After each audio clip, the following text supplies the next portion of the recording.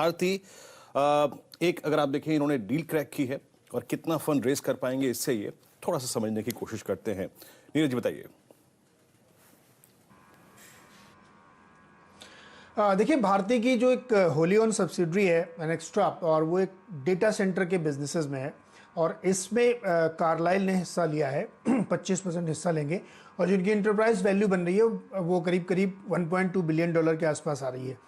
तो इसका क्यों लिया है, इसके पीछे मतलब ये है कि इस समय डेटा लोकलाइजेशन की बात हो रही है भारत में खास तौर पे, और उसकी वजह से बहुत सारी कंपनियां इसमें इंटरेस्टेड हैं, तो इसीलिए कार्लाइल ने लिया है इसमें। और आपको ये बताऊं कि कल मॉर्गन स्टैनली की एक रिपोर्ट आई थी जिसमें 200 मिलियन की डील की बात की जा रही थी, लेकिन एक्चुअली ये 250 मिलियन की डील हुई है, तो जो कि एक तो ये दिखाती है कि डील थोड़ा हायर वैल्यूएशन पे हुई है। दूसरा, इसमें ध्यान रखिएगा, दो रीजन से बहुत इंपॉर्टेंट हो जाती है डील। डेटा लोकलाइजेशन की भारत में बहुत बात हो रही है और आपने देखा होगा जिस तरीके से कल बहुत सारे ऐप को बैन किया गया सिर्फ इसीलिए क्योंकि डेटा सिक्योरिटी नहीं है। उसका फ़ायदा यहाँ घरेलू कंपनियों को डेफिनेटली मिलेगा जो इस सेगमेंट में काम कर रही हैं। तो एनेक्स्ट्रा जैसी कंपनियाँ जिनके करीब 20 बड़े डेटा सेंटर हैं और ग्लोबली ये काम करते हैं, उनके लिए बहुत फ़ायदेमंद है। और ध्यान रखिएगा, जो दुनिया की बड़ी रिटेल कंपनी चाहे वो अमेजॉन हो या और दूसरी, उनके लिए भी भारत में डेटा लोकलाइजेशन एक बहुत इंपॉर्टेंट फैक्टर होने वाला है रीसेंट टेंशन के बाद। तो इसलिए ये डील और इम्पॉर्टेंट हो जाती है और इसीलिए कार्लाइल ने अर्ली बर्ड के तौर पे एक तरीके से डील ले ली है जो कि लोअर वैल्यूएशन पे है और जो रिपोर्ट सजेस्ट कर रही है उससे ज़्यादा हायर वैल्यूएशन है। तो भारती के लिए बहुत पॉजिटिव डील है और बाकी जो आगे के डेवलपमेंट इसमें होने वाले हैं वो डेफिनेटली इसका वैल्यूएशन यहाँ से भी ऊपर रखेंगे। भारती के लिए बहुत ही पॉजिटिव डील है। कार्लाइल देखिए निवेश कर रहा है इस कंपनी में, और एक बार इसका चार्ट दिखाइए डायरेक्टर साहब प्लीज। साल भर का आप देखिए हाइज पर हाइज ये स्टॉक भी लगाता जा रहा है।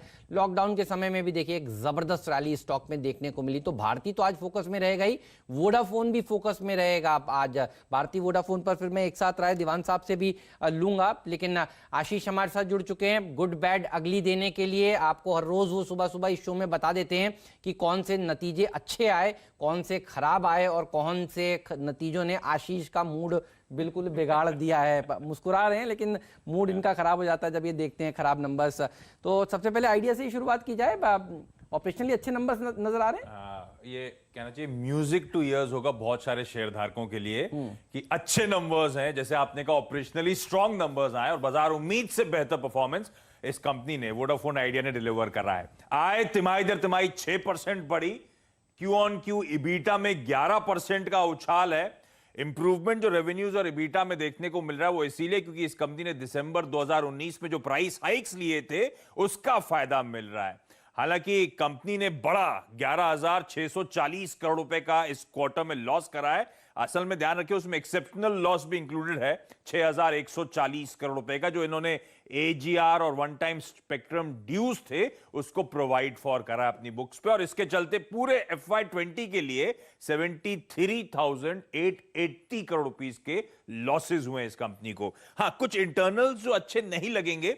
सब्सक्राइबर लॉसेस कंटिन्यू हो रहे हैं। Q4 में 1.2 करोड़ सब्सक्राइबर्स छोड़ के गए। FY20 में कुल मिलाकर 4.25 करोड़ सब्सक्राइबर्स वोडाफोन आइडिया से बाहर जाते हुए नजर आए और जो नेट डेट है 1.25 लाख करोड़ पे खड़ी हुई है। ये इश्यूज हैं, लेकिन जहां तक Q4 की परफॉर्मेंस की बात है, थम्स अप है। अच्छे नंबर्स हैं, बस दिक्कत देखिए एक ही है, तीसरे हफ्ते जुलाई के में एजीआर केस की हियरिंग है और एजीआर केस तय करेगा कि ये कंपनी आगे किस तरह का प्रदर्शन दिखाएगी। तो नंबर्स ऑपरेशनली अच्छे हैं लेकिन वो तलवार जो है वो सुप्रीम कोर्ट वाली लटकी हुई है।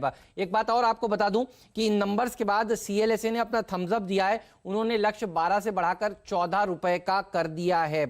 तो पूछते हैं पहले दीवान साहब से, भारती की खबर को कैसे रीड किया उन्होंने, आइडिया पे क्या राय है उनकी, और जियो जिस स्टॉक ने देखिए बाजार को ऊपर लेकर गया, यहां तक देखिए 12,500 तक के स्तर भी देखिए हमने कुछ दिन पहले हासिल किए लगभग। तो रिलायंस का कंट्रीब्यूशन काफी बड़ा है। इन तीनों को वो किस तरह से रीड कर रहे हैं, दीवान साहब बताइए आपकी टिप्पणी। जैसे आशीष ने कहा, वोडाफोन